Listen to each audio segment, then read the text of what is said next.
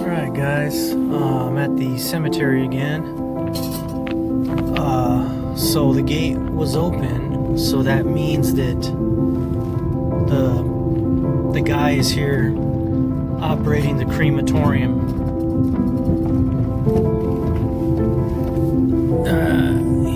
That means that he's burning somebody right now. Of course they're dead, but yeah, I hope they're dead. Never know around here. Some crazy stuff, man. Crazy stuff.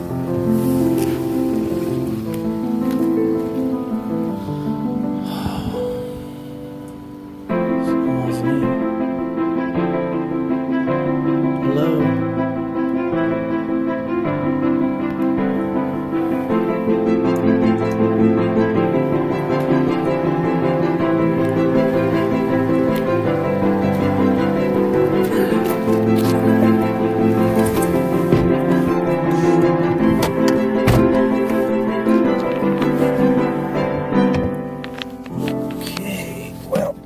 Not alone. There is one, like I said, there's a guy operating the crematorium, so that's standard procedure, but I'll drive around the cemetery anyway.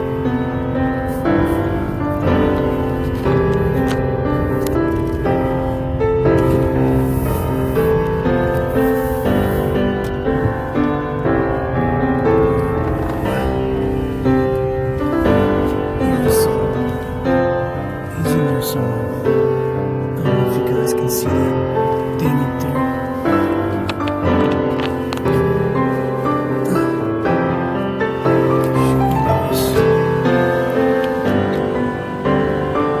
See, that's where the smoke comes out.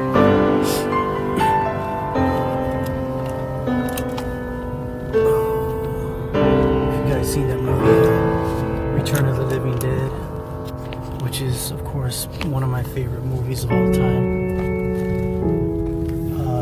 That's where the smoke comes out.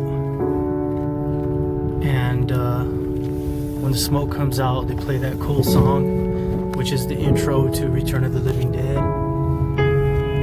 And you know that a lot of people think that that was just a movie. It wasn't just a movie.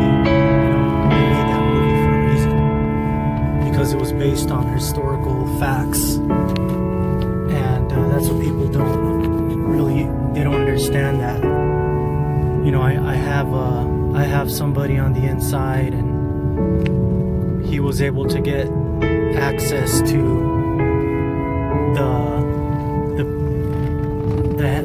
the hazardous material manual from a top secret facility where he worked at, and the hazmat manual had this long name. It was a very long name for trioxin, but it was there, and the number that it was designated was 245, and that is the real thing. And it showed it told about the side effects of the trioxin, and it had nothing to do, it didn't say like, oh, it brings the dead back to life, you know. It would have been cool if it said that, but I actually still have a copy of that. So it's not like, oh, it brings the dead back to life, and you know, no, it just says that it causes like, you know, it causes some serious skin irritation, you know, stuff like that. It was talking about things biologically that it did to you biologically really bad, you know, like it really messes with you, with your body, your eyes, it messes with your ears, it does all kinds of stuff. But I believe that they left the part out where the way it affects the nervous system, they left that part out purposely. I mean, they can't just say, oh, you know, it causes cadavers to twitch because it affects the nervous system. You know, they're not going to waste their air. They're just going to say the basics. The basics are that, you know, like I said, it causes specific bodily issues as a side effect. It's an irritant. It's a skin. It causes, from what I can remember, it causes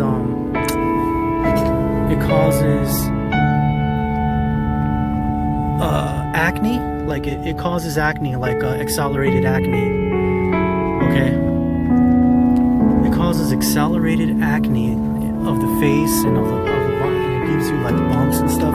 It does all kinds of crazy stuff. Can somebody say something? So damn quiet in the cemetery, man. You guys are killing me. Shit. These guys are killing me, man. They're not... You guys are boring. I thought you would be, like, saying something to me or trying to scare me. Somebody come out and say hi or scare me or something. Come on, make me feel like I'm alive. Damn, man.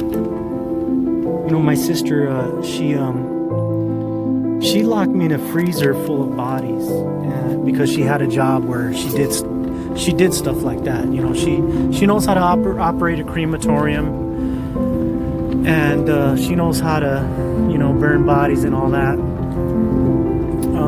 So the crazy bitch locks me in the freezer full of dead bodies, and she shows me a kid that shot himself in the head. You know, and the kid is kind of connected to the family, in our family, not our family, but like, you know, there's a connection right there. But she's like, oh, you want to see him? I'm like, yeah. And so, yeah, so I saw him, and he's right there laying on the slab, you know, and he has because him and some idiot were playing Russian roulette in the park, and the gun went off on his head. And it was a .22 right in the temple, and he shot himself like a dumbass. And so I saw his naked dead body on the slab, and I was just like, my jaw was like on the ground. I was like, I'm like, holy moly. And then she's like, oh yeah, now I'm gonna lock you in the freezer. And I was like all the way in the back of the freezer, and then the door shuts behind me. And she locked me in there, and I didn't scream or nothing. I'm not a wimp when it comes to that kind of thing. You know, I didn't scream. I just what happened was I just started paying attention to the bodies that were around me, almost like I'm waiting for one of them to move, and I was looking at their faces. And anybody in that situation, it would have been very, very scary, okay? Because you're surrounded in a freezer. She locked me in there probably for 5 minutes. And, you know, because my sister, she's really, like, she could be really fucking sick in the head, you know? But in a funny way, but it's like, sis, you know, why are you torturing me like this, you know? I mean, she knows I'm not afraid of crap. I'm not afraid of nothing. But after a little while in the dark with all those bodies, I think I started pounding the door. I started pounding the door out of just terror, because I'm waiting for one of these bodies to just start moving. But none of them, I mean, she opened the door and I was able to get out, and you know, but yeah. But going back to the Return of the Living Dead movie, oh my gosh, man, there are so many scenes in that movie that I've always felt like Freddy, you know what I mean? Like, you know, I'm always working, I can never have fun, and all the guys are in that convertible car, you know, and they're just having all the fun in the world, and I'm the only dummy with a job. Like, I always felt like Freddy from that movie, Return of the Living Dead. And even to this day, I still feel like him, you know, because honestly, it's like I'll be looking at a lot of my family, and whenever I see them, they're just partying and having fun and no worries in the world, and I'm always the idiot with the working, you know. And I don't know, I've always worked,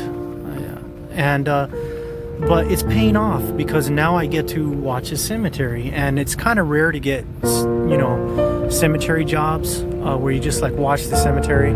This ain't the only site that I watch. I watch other sites as well. But this is a fun site because, like I said, the woman in the white dress chased a colleague of mine. And then, as a twist to the story that I'm telling you, another colleague, and this was like in 2004. I got a phone call from another colleague. Okay, colleague A and there's colleague B. Colleague B, okay, she's a female. She called me and she said, hey, hey Jake, and I'm using a fictional name Jake to refer to myself. And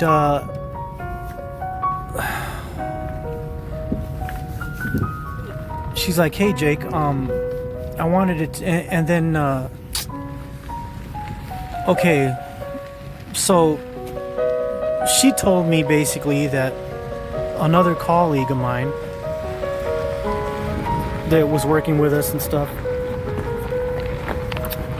she got specific. She said that she told me that he parked his car under a bridge, and it was a car that, it's a work car, and he parked it under a bridge.